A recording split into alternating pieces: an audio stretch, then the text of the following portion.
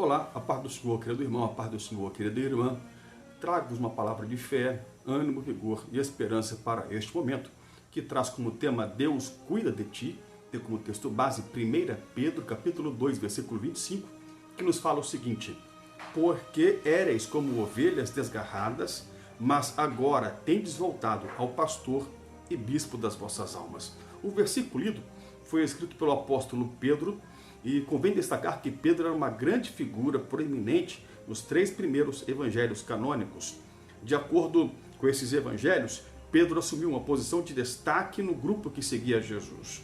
Com Tiago e João, filhos de Zebedeu e Maria Salomé, Pedro pertenceu ao círculo íntimo dos discípulos de Jesus. Dos 12 discípulos que acompanharam Jesus em sua missão terrena, apenas 3 faziam parte desse círculo íntimo. Um era Pedro, depois Tiago e João. Já como apóstolo da igreja de Jerusalém, Pedro escreveu esta epístola aos cristãos que estavam forasteiros no mundo, dispersos na região do Ponto, Galácia, Capadócia, Ásia e Bitínia. E no capítulo onde se encontra inserido o texto tema, ele inicia com a última exortação relacionada à questão da santidade. Quanto à santidade do crente, convém destacar que não basta estarmos dentro do templo se o Deus, o dono do templo, dentro de nós não estiver.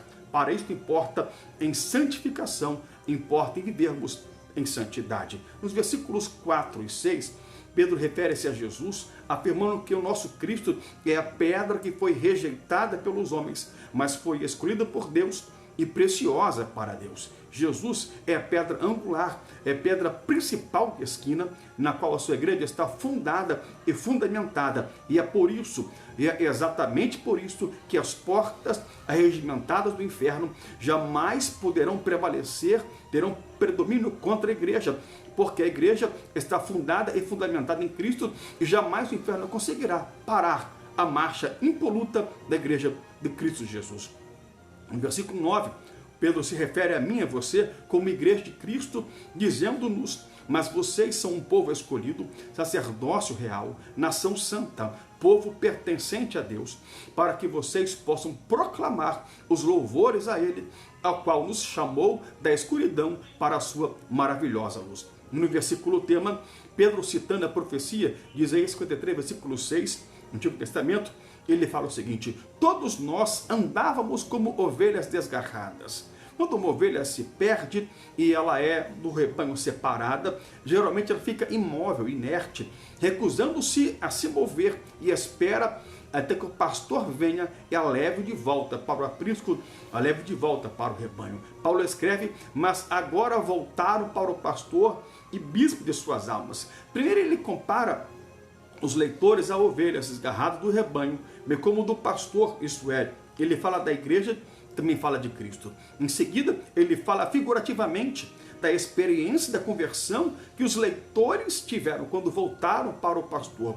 Pedro indica que os leitores voltaram para Cristo, mas não com suas próprias forças. Nós fomos, por Deus, escolhidos. Não fomos nós que escolhemos a Deus, mas foi Ele quem nos escolheu e nos fez povo seu e ovelhas do seu pasto. Salmo 100, versículo de número 3. Pedro chama Jesus de pastor e bispo das almas. No capítulo 5 de sua epístola, ele fala de Cristo como o supremo pastor. Versículo 4.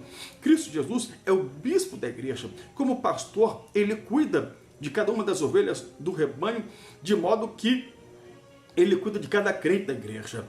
Jesus é o exemplo para quem o segue. Ele sofreu e morreu para o seu povo e zela atentamente pela sua igreja. Quem cuida ou conhece acerca de ovelhas, sabe que uma ovelha depende completamente do cuidado diário de seu pastor.